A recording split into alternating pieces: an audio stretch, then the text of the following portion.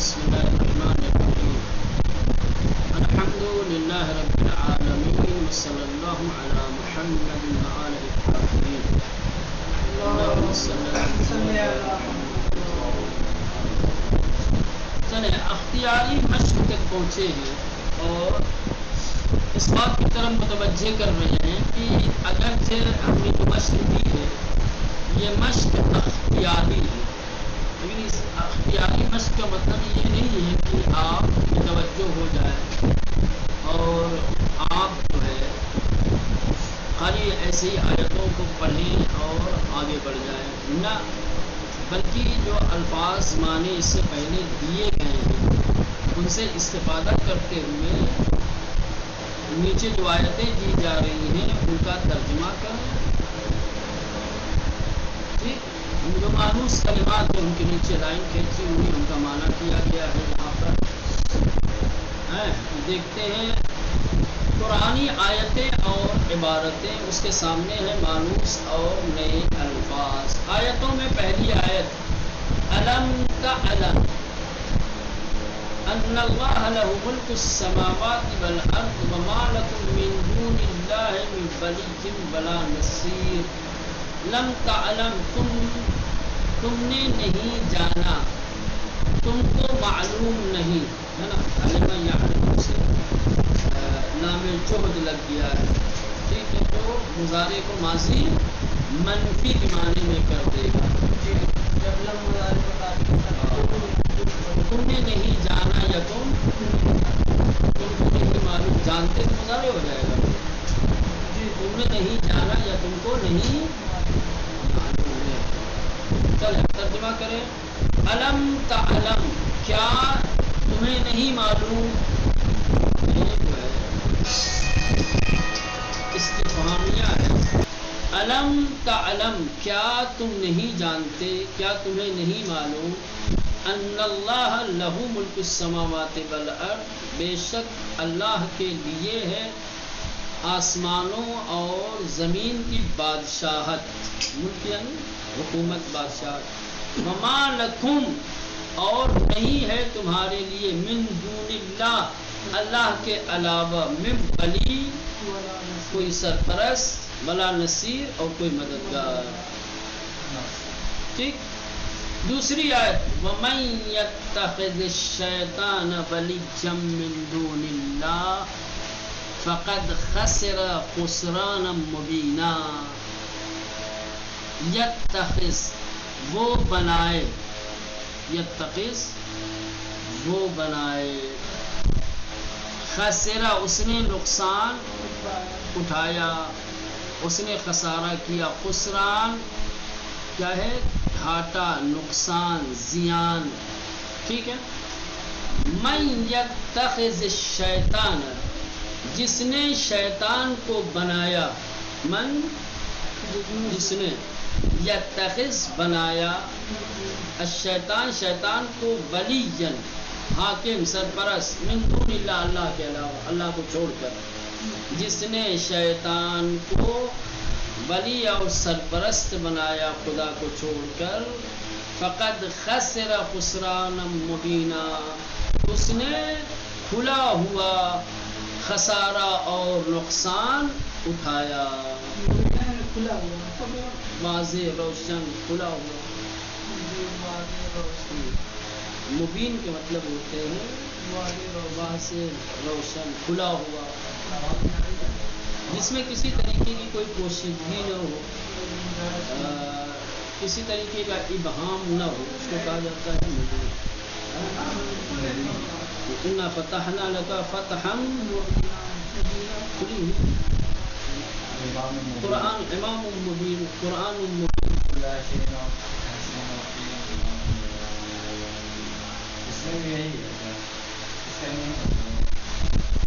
نا، وہاں امام مبین سے مراد جو ہے وہ خود پورا امام مبین، البتہ اس کی جو معنی کیا گیا ہے امام مبین جو قرآن کو کہا گیا ہے، روایات کے اعتبار سے امیر المومنین علیہ السلام کی ذات کو کہا گیا ہے، ہم نے ہر شے کا احساء یعنی ہر شے کا علم،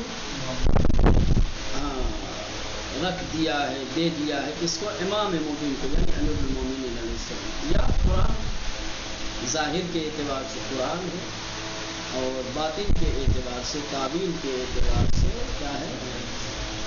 امام المبین امیر المومنین علیہ السلام. چلو اس کے بعد تیسری آیت، یا ایھا الذین آمنوا لا تتخذوا الذین اتخذوا دینکم ہزوا ولعبا من الذین اوتوا الکتاب من قبلکم والکفار اولیاء واتقوا اللہ ان کنتم مؤمنین. ہزوا یعنی مذاق، ہزوا یعنی مذاق، مضحکہ، ہنسی، ہنسی مذاق جس کو کہتے ہیں، جی سمجھ رہے ہیں. ہزوا یعنی ہنسی مذاق مضحکہ. لعب یعنی کھیل تماشا، لعب یعنی بیکار کی چیز، کھیل، خاص طور سے کھیل کے لیے ہوتا ہے. عربی میں لعب کھیل کے لیے آتا ہے، کھیل کود کے لیے، کھیل تماشا کے لیے. چلیں اب دیکھتے ہیں، یا ایھا الذین آمنوا، اے ایمان لانے والوں، لا تتخذوا مت بناؤ،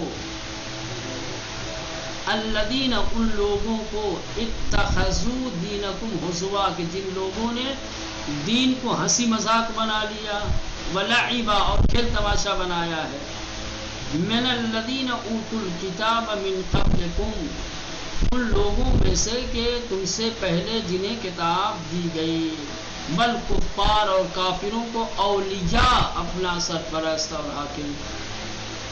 تم سے پہلے جن لوگوں کو کتابیں دی گئی اور جن لوگوں نے کفر اختیار کیا اور جن لوگوں نے دین کو ہنسی مذاق اور کھیل تماشا بنایا، انہیں مت بناؤ اپنا سرپرست اور حاکم. واتقوا اللہ، اللہ سے ڈرو، خدا کی نافرمانی سے خوف کھاؤ. ان کنتم مؤمنین، اگر تم صاحب ایمان ہو.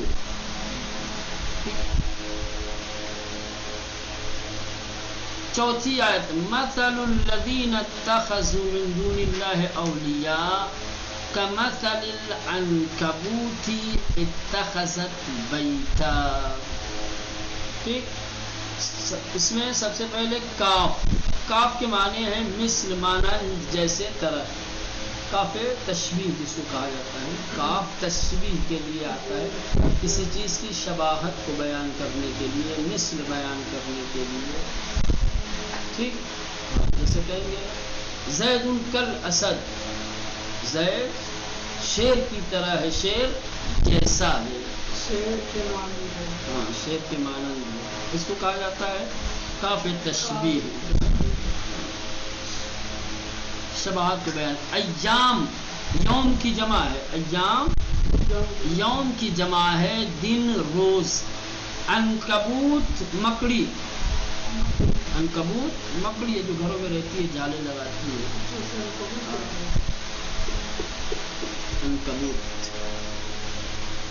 اتخذت، اس نے بنایا، اتخذ، اتخذ، اتخذوا، اتخذت.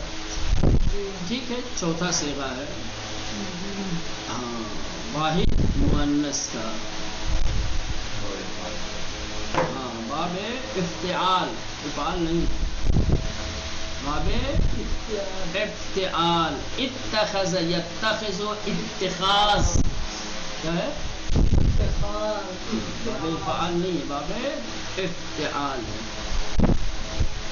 چلیں ترجمہ، مثل الذین، ان لوگوں کی مثال، اتخذوا جنہوں نے بنایا، من دون اللہ اللہ کے علاوہ، اولیاء حاکم سرپرست، یعنی اللہ کے علاوہ جن لوگوں نے کسی اور کو اپنا ولی سرپرست بنایا، ان کی مثال کمثل العنکبوت، مکڑی کے طرح ہے. کون سی مکڑی؟ اتخذت بیتا، جس نے کیا ہے؟ مکڑی کا گھر بنایا ہو، مکڑی کے جالوں جیسی ہے، مکڑی کے جالوں کی طرح ہے ان لوگوں کی مثال جنہوں نے اللہ کے علاوہ کسی اور کو اپنا حاکم اور سرپرست بنایا.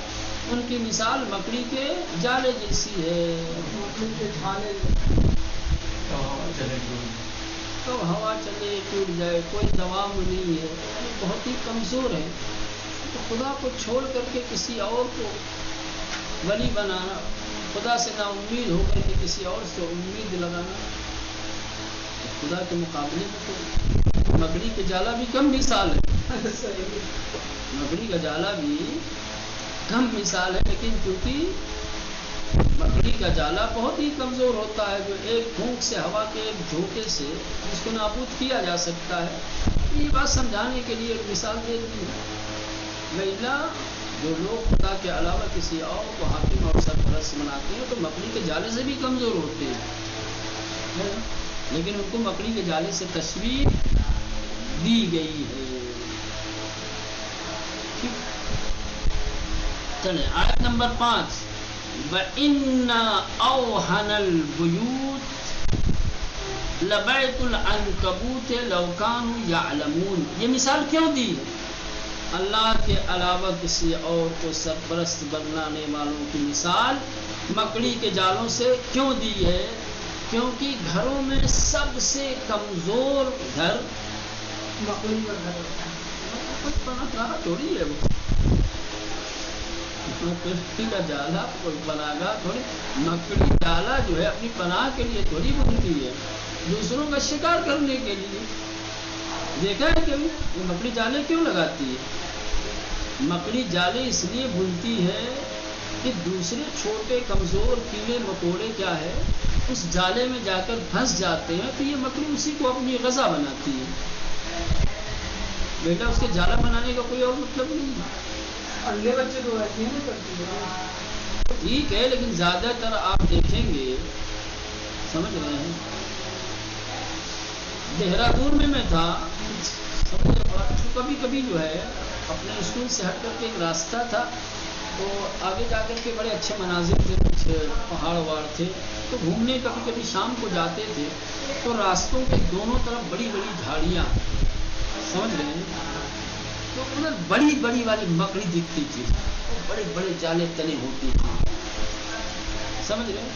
تو پتی کا ایک چھوٹا سا ٹکڑا توڑ کر کے گول سا بنا کر کے یوں پھینکتے تھے، کہیں بھی ہوتی تھی دوڑ کے جھٹک سے آتی تھی. جس طریقے سے مچھلی چارہ دیکھ کر کے فوراً لپکتی ہے، ویسے ہی وہ مکڑی.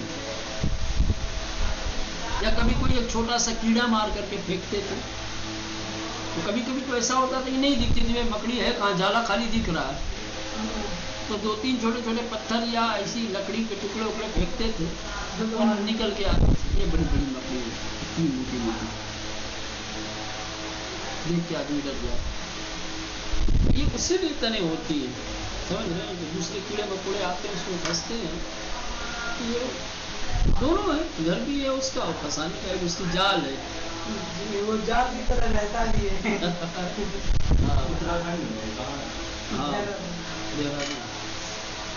ہاں چلے. وَإِنَّ أَوْهَنَ یعنی بہت کمزور.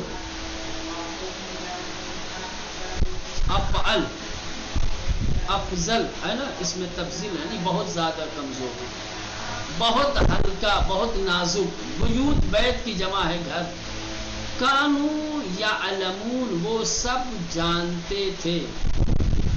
کانو یعلمون وہ سب جانتے تھے. اب جانتے ہیں مضارع کے اوپر جب کانا لگ جاتا ہے تو ماضی استمراری بنتا ہے. کیا بنتا ہے؟ ماضی استمراری. کانا یفعلو وہ کرتا تھا، ہے نا. کانو یعلمون وہ سب جانتے تھے. ٹھیک، ترجمہ کریں. وَإِنَّ أَوْهَنَ الْبُيُوتِ اور بے شک گھروں میں سب سے زیادہ ہلکا اور کمزور گھر العنکبوت مکڑی کا گھر ہے. لو کانوا یعلمون اگر وہ لوگ یہ بات جانتے تو پھر کبھی اللہ کے علاوہ کسی اور کو اپنا سرپرست کہاں اپنے آپ کو جو ہے مکڑی کے جالے جیسا بنا رہے ہیں کمزور لوگ، کیونکہ اب اس سے ہلکی مثال نہیں دی جا سکتی تھی، ہے نا؟ یہ ایک مثال صرف اور صرف سمجھانے کے لیے، خدا کی طاقت کے سامنے تو ہر چیز مکڑی کا جال ہی ہے۔ نمبر 6، اللہ الذی خلق السماوات والارض ما لکم من دونہ من ولی ولا شفیع افلا تتذکرون۔ تتذکرون، تم سب نصیحت لیتے ہو، تتذکرون، تم سب نصیحت لیتے ہو۔ اللہ الذی، اللہ وہی ہے، خلق السماوات والارض، جس نے آسمانوں اور زمین کو خلق کیا، پیدا کیا، ما لکم من دونہ من ولی، اس کے علاوہ تم سب کا کوئی سرپرست اور کوئی ولی نہیں ہے، ولا شفیع، اور نہیں کوئی شفاعت کرنے والا ہے، نہیں کوئی سفارش کرنے والا ہے۔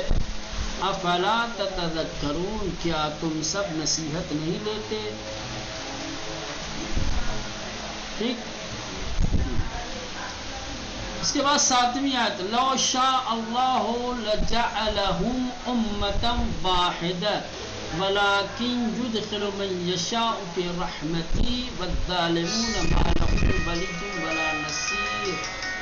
آپ لوگ نہیں تھے شاید، یہ میں نے بتایا تھا کہ قرآن مجید کا جب جائزہ آپ لیں گے تو قرآن مجید میں بہت ساری آیتیں ایسی ملیں گی کہ جہاں انسان کے رزق کے سلسلے میں، بیماری کے سلسلے میں، ہدایت کے اور گمراہی کے سلسلے میں کیا ہے، خدا کی طرف نسبتیں دی گئی ہیں۔ جیسے یہی وَمَن يُضْلِلِ اللَّهُ، اللہ جسے گمراہ کر دے،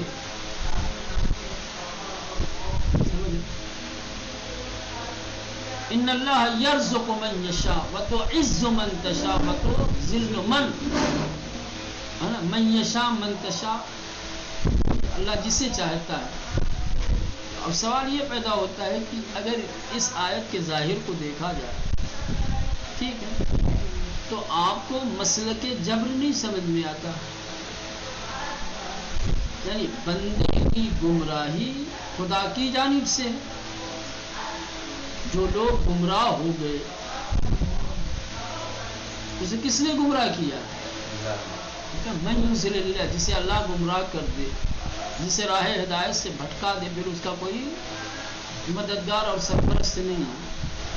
واقعاً اللہ لوگوں کو راہ ہدایت سے بھٹکاتا ہے، خدا لے جاتا ہے بندوں کو ضلالت کی طرف؟ اگر واقعیت اور حقیقت یہی ہے کہ خدا لے جاتا ہے تو پھر کیا یہ جبر نہیں ہے؟ کل کو خدا کے محاکمے میں جب ایسا بندہ حاضر ہوگا اور جب اس کی بدعمالیوں کی سزا مقرر کی جائے گی تو یہ دعویٰ نہیں کرے گا کہ خدا میری ضلالت میں ہاتھ تو تیرا تھا، گمراہ تو تم نے کیا تھا، گمراہ تو تم نے کیا تھا، تم نے گمراہ نہ کیا ہوتا تو یہ برائیاں نہ ہوتی، گمراہ کرنے کے بجائے ہدایت کے راستے پہ لگا دیا ہوتا تو میں بھی تیرا نیک صالح بندہ اچھے کام کر کے آیا ہوتا۔ تو یہ جو کہا جاتا ہے خدا گمراہ کرتا ہے، خدا عزت دیتا ہے، خدا اولاد دیتا ہے، خدا رزق بے حساب دیتا ہے، خدا حیات طیبہ دیتا ہے، اس طریقے کے بہت سارے مسائل ہیں۔ تو بعض انسانوں کے ذہنوں میں یہ خیال پیدا ہو سکتا ہے، یہ تصور پیدا ہو سکتا ہے کہ پھر انسان کیا ہے، مجبور ہے، جو کچھ ہوتا ہے انسان کی زندگی میں، سمجھ رہے ہیں، زندگی موت، رزق، عزت، علم، ہدایت، یہ سب خدا کی طرف سے ہوتا ہے، بندے کی اپنی کوئی دخالت نہ۔ یہ جو یہاں گمراہی اور ضلالت کی بات کہی جا رہی ہے، خدا گمراہی کے راستے پر لگا دیتا ہے، یعنی خدا اسے چھوڑ دیتا ہے، خدا جانتا ہے، تمام احوال سے، تمام حالات سے واقف ہے، وہ باخبر ہے، وہ جانتا ہے کہ میرے دل کے اندر کیا ہے، وہ میرے اعمال کو مشاہدہ کر رہا ہے، دیکھ رہا ہے، وہ میرے آئندہ سے باخبر ہے، وہ جانتا ہے کہ یہ ہدایت کے راستے پر آنے والا نہیں ہے، یا ہم اس کو ہدایت دیں گے تو یہ ہدایت کو قبول نہیں کرے گا، تو اسے چھوڑ دیتا ہے گمراہی کے راستے پر۔ نہ یہ کہ ہدایت یافتہ تھا، اللہ نے ہاتھ پکڑا اور لے جا کر گمراہی کے راستے پر کھڑا کر دیا۔ انسان کے اپنے عزم و ارادے اور اس کے افعال کو دیکھ کر خدا اس کے لیے فیصلہ کرتا ہے اور اس کے لیے کوئی چیز معین کرتا ہے۔ جب دیکھتا ہے کہ بندہ ہدایت کا ارادہ رکھتا ہے، ہدایت چاہتا ہے اور ہدایت کے لیے صحیح کوشش بھی کر رہا ہے، تو خدا ایسے بندے کو وَيَهْدِي مَن يَشَاءُ ہدایت دے دیتا۔ جب دیکھتا ہے کہ نا بھائی بندے کے اندر کوئی بیداری نہیں ہے، بندہ جو ہے غفلت میں جی رہا ہے، اس کو میرے دستورات کی، میرے احکام کی فراہمی کی کوئی پرواہ نہیں ہے، ہدایت کے دست راستے چھوڑ کر کے یہ گمراہی کے ساتھ ہی جینا چاہتا ہے، من یضلل اللہ کیا بھائی یہ ہوتا ہے ماہ مبارک رمضان میں۔ شاید آپ لوگ جو ہے نہیں تھے، شب قدر کے درمیان ایک جمعہ پڑھا تھا، شب قدر کے درمیان ایک جمعہ